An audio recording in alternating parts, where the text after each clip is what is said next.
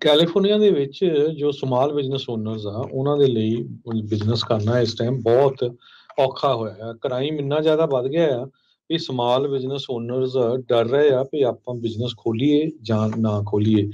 San Francisco ਦੇ ਵਿੱਚ ਇੱਕ ਨਵਾਂ ਰੈਸਟੋਰੈਂਟ ਓਪਨ ਹੋਣ ਜਾ ਰਿਹਾ ਸੀ ਤੇ ਜਦੋਂ ਹੀ ਓਪਨ ਹੋਣਾ ਸੀ ਉਹ ਤੋਂ ਬਾਅਦ ਉਹ ਤੋਂ ਪਹਿਲਾਂ ਹੀ ਜੋ ਰੈਸਟੋਰੈਂਟ ਦੇ ਬਾਹਰ ਇੱਕ ਪਲਾਂਟਰਸ ਉਹਨਾਂ ਨੇ ਲਾਏ ਹੋਏ ਸੀ, ਗਾਰਡਨ ਪਲਾਂਟਰਸ, ਅਲੋਰਾ ਨਾਮ ਦਾ ਰੈਸਟੋਰੈਂਟ ਸੀ। ਅਨੂ ਭੰਬਰੀ ਕਰਕੇ ਜੋ ਇਹਨਾਂ ਦੇ ਮਾਲਕ ਆ, ਸੋ ਉਹਨਾਂ ਨੇ ਇਹ ਕਿਹਾ ਵੀ $10,000 ਤੋਂ ਵੱਧ ਦਾ ਜਿਹੜਾ ਨੁਕਸਾਨ ਆ ਉਹ ਸਾਡਾ ਇਹਦੇ ਨਾਲ ਹੋ ਗਿਆ ਹੈਗਾ, ਕਿਉਂਕਿ ਕੋਈ ਰਾਤ ਨੂੰ ਜੋ ਆ ਉਹ ਤੋੜ ਗਿਆ। ਸੋ ਇਸ ਤੋਂ ਪਹਿਲਾਂ ਉਹਨਾਂ ਦੇ ਕਾਫੀ ਜ਼ਿਆਦਾ ਜਿਹੜੇ ਰੈਸਟੋਰੈਂਟ ਹੈਗੇ ਆ ਅਮਰੀਕਾ ਦੇ ਵਿੱਚ, ਉਹ ਕਹਿੰਦੇ ਵੀ ਅਸੀਂ ਪੀਅਰ 3 ਜੋ ਹੈਗਾ ਆ ਉੱਥੇ ਇਹ ਲੋਕੇਸ਼ਨ ਲੱਭੀ ਸੀ। ਭਈ ਇਹ ਘੱਟੋ ਘੱਟ ਇੱਥੇ ਜਿਹੜੀ ਆ ਕ੍ਰਾਈਮ ਘੱਟ ਹੈਗਾ। ਵਿਕਰਮ ਭੰਬਰੀ ਜੋ ਇਸ ਰੈਸਟੋਰੈਂਟ ਦੇ ਮਾਲਕ ਆ, ਉਹਨਾਂ ਨੇ ਕਿਹਾ ਅਸੀਂ ਹਜ਼ਾਰਾਂ ਹੀ ਡਾਲਰ ਲਾਇਆ ਹੈਗਾ ਇਸ ਰੈਸਟੋਰੈਂਟ ਨੂੰ ਰੀਮਾਡਲ ਕਰਨ ਦਾ ਤੇ ਖੋਲਣ ਦਾ, ਤੇ ਖੋਲਣ ਤੋਂ ਪਹਿਲਾਂ ਹੀ ਸਾਡਾ ਜਿਹੜਾ ਇੰਨਾ ਜ਼ਿਆਦਾ ਨੁਕਸਾਨ ਹੋ ਗਿਆ ਹੋਊਗਾ। ਸਰੋਤਿਆਂ ਨੂੰ ਇਹ ਵੀ ਦੱਸਦੇ ਜਾਈਏ, ਜੇ ਸੈਨ ਫਰਾਂਸਿਸਕੋ ਤੋਂ ਅੱਗੇ ਆਪਾਂ ਓਕਲੈਂਡ ਦੀ ਗੱਲ ਕਰੀਏ, ਓਕਲੈਂਡ ਦੇ ਵਿੱਚ ਇੱਕੋ ਹੀ ਇੱਕ ਇਨ ਐਂਡ ਆਊਟ ਰੈਸਟੋਰੈਂਟ ਸੀ। ਉਹਨਾਂ ਨੇ ਵੀ ਕਹਿਤਾ ਵੀ ਅਸੀਂ ਸ਼ਟ ਡਾਊਨ ਹੋਣ ਜਾ ਰਹੇ ਹਾਂ। 8300 ਓਕਪੋਰਟ ਸਟਰੀਟ ਦੇ ਉੱਤੇ ਲਗਭਗ 2 ਦਹਾਕਿਆਂ ਤੋਂ ਇਹ ਜਿਹੜਾ ਇਨ ਐਂਡ ਆਊਟ ਚੱਲ ਰਿਹਾ ਸੀ। ਉਹ ਕਹਿੰਦੇ ਵੀ ਅਸੀਂ ਬਹੁਤ ਸਿਕਿਉਰਿਟੀ ਵੀ ਹਾਇਰ ਕਰ ਲਈ, ਬਹੁਤ ਕੁਝ ਕੀਤਾ ਤਾਂ ਕਿ ਜਿਹੜੇ ਸਾਡੇ ਕਸਟਮਰਸ ਆ ਉਹਨਾਂ ਦੀਆਂ ਕਾਰਾਂ ਨਾ ਟੁੱਟਣ, ਉਹਨਾਂ ਦੀ ਪ੍ਰਾਪਰਟੀ ਨਾ ਡੈਮੇਜ ਹੋਵੇ, ਚੋਰੀ ਨਾ ਹੋਵੇ, ਆਰਮਡ ਰੋਬਰੀਜ਼ ਨਾ ਹੋਣ।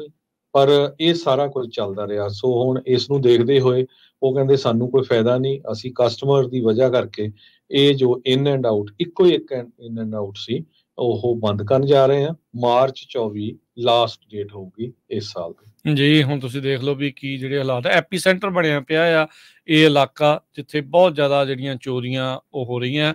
ਇਹੀ ਇਨ ਐਂਡ ਆਊਟ ਪਹਿਲਾਂ ਵੀ ਖਬਰਾਂ 'ਚ ਰਿਹਾ, ਇੱਕੋ ਦਿਨ ਦੇ ਵਿੱਚ 2 ਰੋਬਰੀਜ਼ ਇੱਕ ਟਾਈਮ ਦੇ ਉੱਤੇ ਇੱਥੇ ਜਿਹੜੀਆਂ ਉਦੋਂ ਹੋਈਆਂ ਸੀ, ਕਈ ਮਹੀਨੇ ਪਹਿਲੋਂ ਦੀ ਇਹ ਗੱਲ ਆ।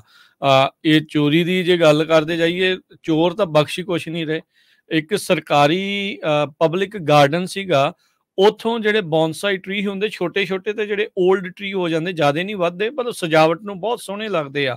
ਕਹਿੰਦੇ ਰੇਅਰ ਤੇ ਵੈਲਿਊਏਬਲ ਟਰੀਜ਼ ਜਿਨ੍ਹਾਂ ਦੀ ਕੀਮਤ ਤਕਰੀਬਨ $20,000 ਬਣਦੀ ਆ, ਓਕਲੈਂਡ ਦੇ ਪਬਲਿਕ ਗਾਰਡਨ ਚੋਂ ਕੋਈ ਜਿਹੜੇ ਕਮਲੇ ਆ ਉਸ ਨੂੰ ਚੋਰੀ ਕਰਕੇ ਲੈ ਗਏ। ਲੇਕ ਮੈਰਿਟ ਜਿਹੜਾ ਓਕਲੈਂਡ ਦੇ ਨਜ਼ਦੀਕ ਆ, ਬੌਨਸਾਈ ਗਾਰਡਨ ਕਰਕੇ ਆ, ਉੱਥੇ ਤਕਰੀਬਨ ਇਹ ਤੜਕੇ ਸਵੇਰੇ 4:15 ਵਜੇ ਇਹ ਜਿਹੜਾ ਉਹ ਬਣਿਆ। 8 ਜਿਹੜੇ ਇਹ ਆਰਟਿਸਟਿਕ ਤੇ ਵੈਲਿਊਏਬਲ ਜੈਪਨੀਜ਼ ਸਟਾਈਲ ਜਿਹੜੇ ਟਰੀ ਆ ਜਿਨ੍ਹਾਂ ਦੀ ਕੀਮਤ $20,000 ਤੋਂ ਉੱਤੇ ਆ, ਉਹਨਾਂ ਨੂੰ ਜਿਹੜਾ ਉਹ ਲੈ ਗਏ। ਕਹਿੰਦੇ ਵੀ ਕੀਮਤ ਨੂੰ ਛੱਡੋ, ਜਿਹੜੇ ਇਸ ਗਾਰਡਨ ਦੇ ਡਾਇਰੈਕਟਰ ਸੀਗੇ ਕਹਿੰਦੇ ਵੀ 20 ਸਾਲ ਲੱਗ ਜਾਂਦੇ ਆ ਇਸ ਹਾਲਤ ਦੇ ਵਿੱਚ ਇੱਥੇ ਤੱਕ ਜਿਹੜਾ ਉਹ ਲੈ ਕੇ ਆਉਣ ਦੇ ਲਈ।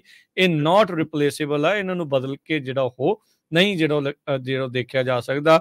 ਸਰਵੇਲੈਂਸ ਫੁਟੇਜ ਦੇ ਵਿੱਚ ਉਹ ਆਇਆ ਵੀ 2 ਮਾਸਕਡ ਬਰਗਲਰ ਸੀਗੇ, ਚੋਰੀ ਕਰਨ ਆਏ, ਉਹ ਵਾਰੀ ਸਿਰ ਕਰਕੇ ਜਿਹੜੇ ਆ ਉਹਨਾਂ ਨੂੰ ਚੋਰੀ ਕਰਕੇ ਲੈ ਗਏ।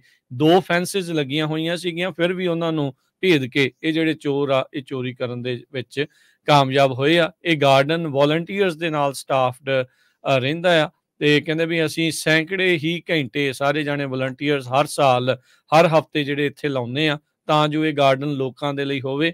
ਪਰ ਜਿਹੜੇ ਚੋਰ ਆ ਉਹਨਾਂ ਨੇ ਇਸ ਨੂੰ ਵੀ ਨਹੀਂ ਬਖਸ਼ਿਆ ਹੈਗਾ।